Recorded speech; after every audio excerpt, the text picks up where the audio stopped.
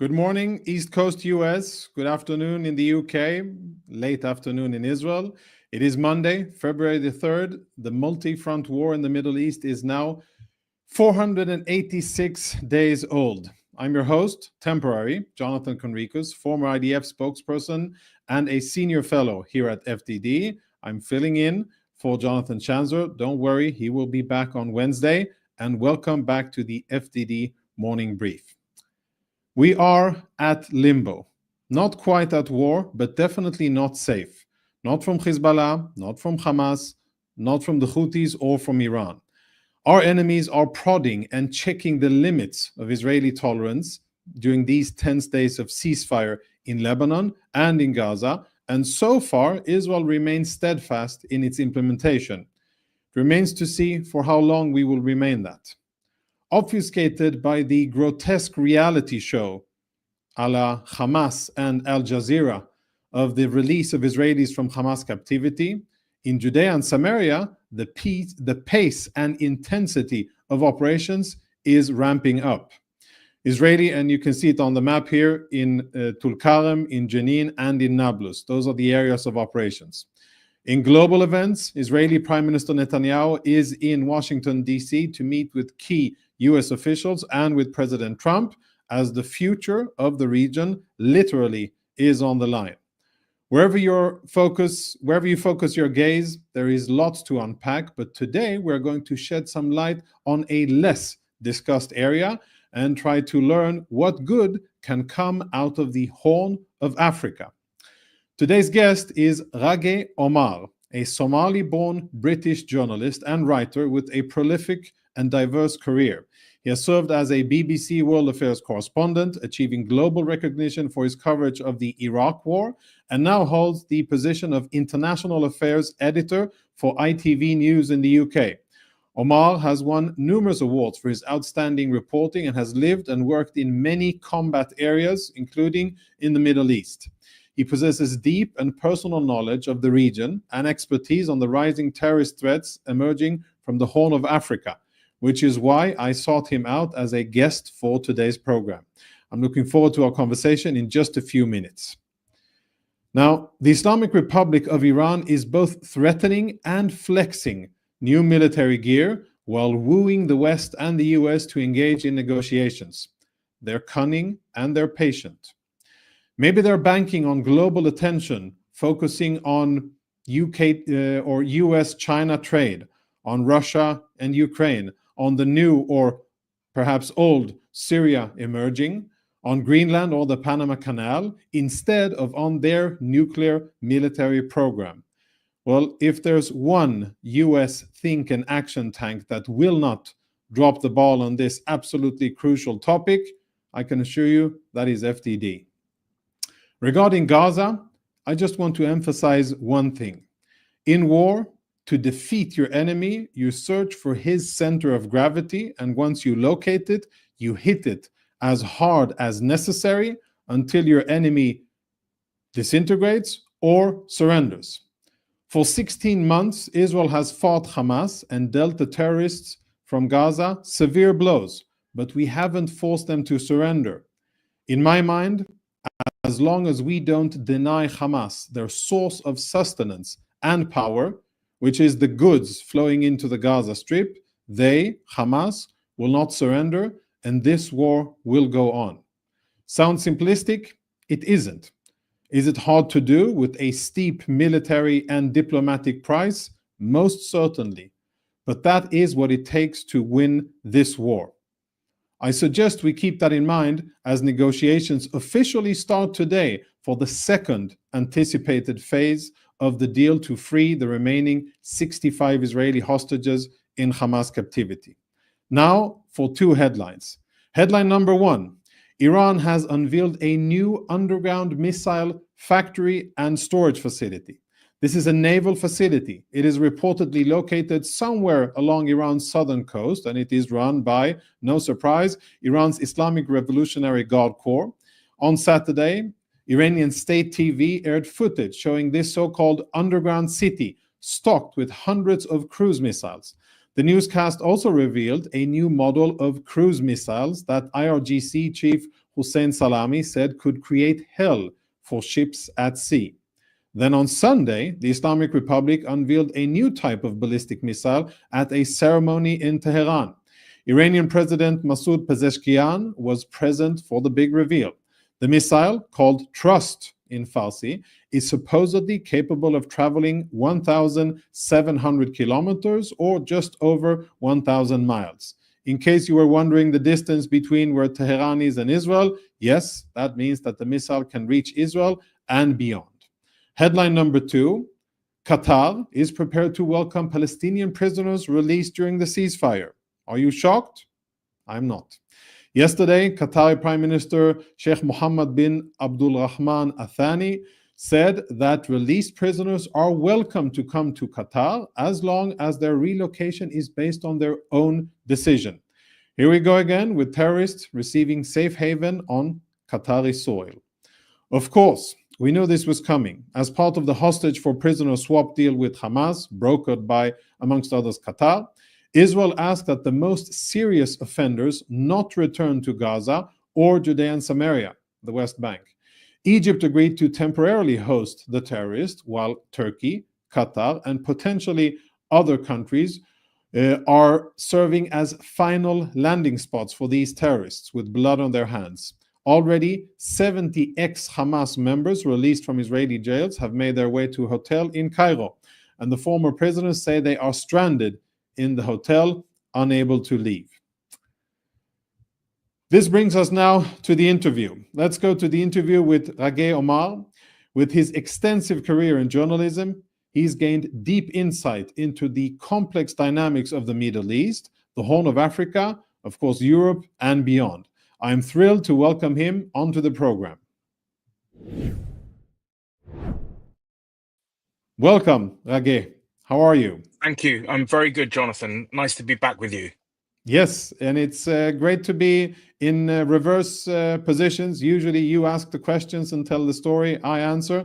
But today we have the opportunity to tap into some of your extensive expertise about the region. And I'll go straight to it. Let's speak about the Horn of Africa. I'm quite confident that a lot of people who are listening and viewing are experts about the Middle East, but my bet is that they know less about the Horn of Africa. So if you would, please give us a kind of 101 analysis specifically related to conflict, terrorism, jihad. What's the state of affairs in that region of the world, and how is that influencing the Middle East?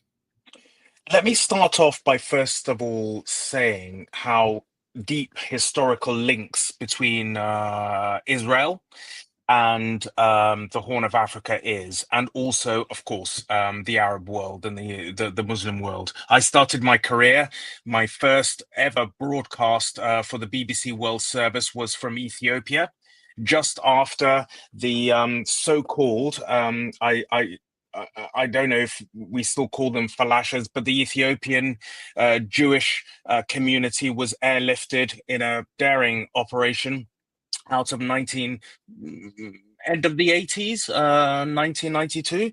And I went there. I have family in Ethiopia, in Djibouti, in Somalia, and in Somaliland. So the links are very deep. The other thing I would say is that after October the 7th, the conflict between Israel and its adversaries is now way beyond the Arabian Peninsula, and it is present in the Horn of Africa. Why? Not just because of the Houthis, but because it involves the United States, the European countries, and also economies in Asia, because we are at a pinch point. If you look at the Horn of Africa, it's a number 7, right at the top there, as you see it. 22% of global trade between Europe and the Mediterranean and the Middle East passes through that pinch point. So suddenly, what has happened in terms of the Iranian proxy powers now involves the Horn of Africa. Right. It involves the Horn of Africa, but there's also, before the Iranians came, northern Somalia and Somaliland, of course, saw lots of instability, and we have Mm. significant presence of different Sunni jihadi organizations, We do. Al-Shabaab, and most recently a local offshoot of ISIS. So how does that balance in, and how would you describe the situation on the ground now when it comes to hostility towards the West, towards the US, towards Israel? And how would you put that in a context of history? Is it getting better or is it getting worse? I think it's getting worse, Jonathan. I mean, as we're speaking now, I think 24 hours ago, President Trump ordered airstrikes just neighboring to Somaliland on ISIS positions in just Puntland. They are just 30, 40 miles from what is purported to be potentially a new US military base in the port of Berbera. So this is an active, ongoing situation. Also, the largest franchise of Al Qaeda is not in the Middle East. We have to bear this in mind. It Right. is in Somalia, right? It's the largest tax gathering organization from Al Qaeda. ISIS is there. They are now in the Middle East, Al Qaeda and ISIS used to be adversaries. In Somalia, in the Somali region, in the Horn of Africa, on the Straits of the Red Sea, they are partners. That hasn't happened anywhere else, I don't think, anywhere in the Islamic world. So this, I think this is now a center of gravity in the sort of jihadi world. Right. So let's unpack a little bit. We've spoken about terrorist organizations very briefly and non-state actors. Let's speak a little bit about state actors, because many countries, because of the strategic and geopolitical location and importance, many countries are meddling in the Horn of Africa. If you could say a few words about Turkey, about Iran, about China. Okay. And really break down what this area means, and that will then take us to what the future may hold for the region and why it matters. Okay, so you have to look at Somalia and Somaliland are two different historical experiences. Right. Let's So bring back the map, and we can see Somalia and Somaliland. Somalia more to the north and east, and then Somaliland slightly towards the west, with the major city Berbera along the coast in the central part of it, just for people watching. Yes, please. So Somaliland was a British protectorate, and that's very different from the rest of Somalia, which was an Italian colony. And that matters because in Somaliland, what was British protectorate Somaliland, there were only a few, 300-400, British colonial officers in the 50s, right? In Italy, it was a proper colony. So Somaliland had, when decolonization came, a sort of there was the British left behind, and I'm not trying to big up colonial experience here, but there was a rule of law, and there was a protective political and military force in Somaliland. Why does Somaliland have a different historical experience to Somalia? Because I think that in the south of in what is today Somalia, the historical experience was very, very different. So let's fast forward, okay? I don't want to get into a sort of deep historical sort of lesson here, but Somaliland broke away from Somalia in 1992. It set up a sort of established organization, and they've had 5 democratic transfers of power. And if you're looking at in a very hot area, in terms of strategic politics today, Somaliland would be a safe bet. In contrast to obviously the very unstable situation and violent situation in Somalia. But let's focus for a second on global and regional power players in the region. I know that Turkey has tremendous investments in Somalia in different jihadi networks, as well as in so-called humanitarian and charity operations and economy. We know of Chinese involvement and tremendous investment in Djibouti and elsewhere. There's of course tensions between Ethiopia and neighboring Somalia and Somaliland and Djibouti.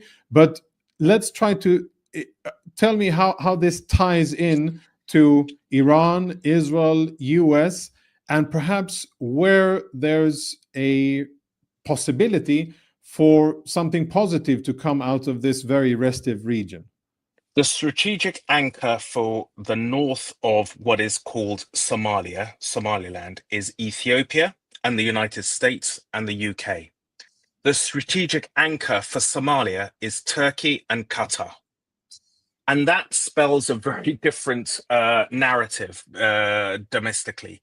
Somalia, I would say, is part of the broader, what I'd say, Muslim Brotherhood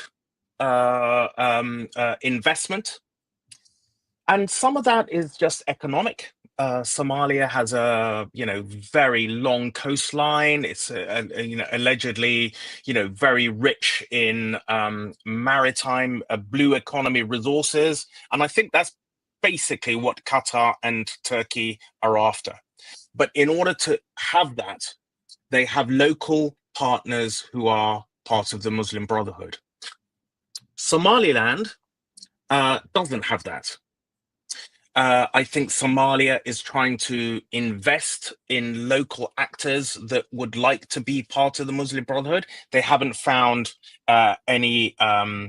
They haven't found any takers. So let me say this, Jonathan. In the last 33 years in which Somaliland declared independence, it's had one terrorist attack. Now that's a pretty amazing statistic if you count where I'm talking to you from, the UK or France or anywhere else, or Israel, yes, or it's managed to manage that situation. So you have a very distinct ideological investment between Somalia and Somaliland. Right. And by the way, you mentioned Qatar and their so-called investments or dealings in the region. I mean, we're both in very closely related to. You're in the business, and I'm on the margins of media. Let's discuss for a second influence operations and how the war is reflected.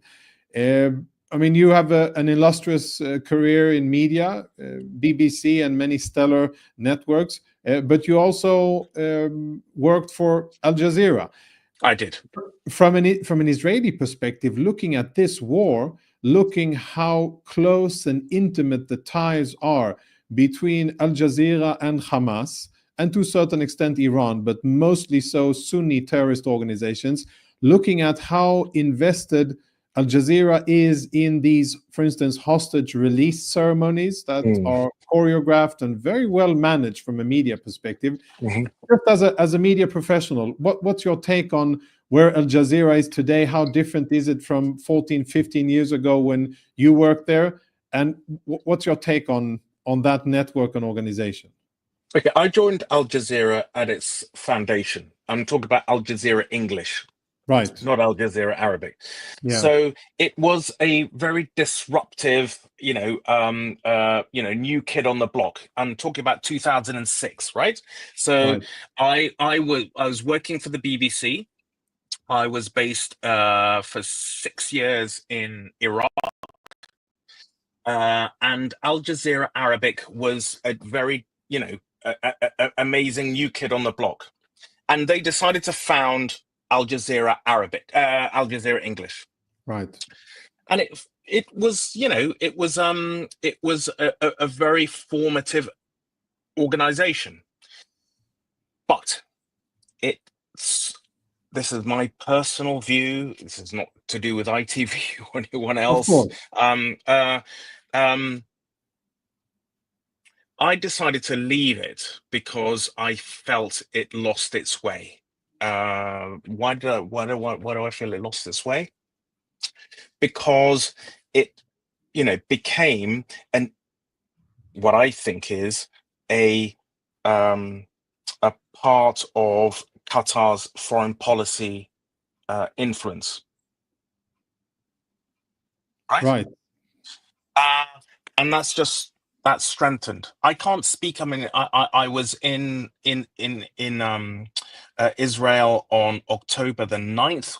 You and I spoke a few days after the horrific attacks, and I haven't been back since then. So I think that Al Jazeera is a part of Qatar's foreign policy. Yeah, I would agree, and I would personally extend that further. And we are, of course, at FDD monitoring them quite closely as an organization, as a tool of influence, as a supporter and amplifier of terrorists. But we'll leave it at that. And I'd really like to thank you, Rajay, for coming on, for sharing some of your vast and intimate knowledge about the Horn of Africa, its challenges, and what maybe we can see like as something positive for the future, looking and perhaps enlightening people about Somaliland versus Somalia and the stability and democratic traditions that have really gained strength in there, and of course how this ties into Iran's regional war against Israel and instability in the Middle East and beyond. So thank you very much for being on the FDD Morning Brief, and I look forward to seeing you again. Thank you so much, Jonathan. Thank you.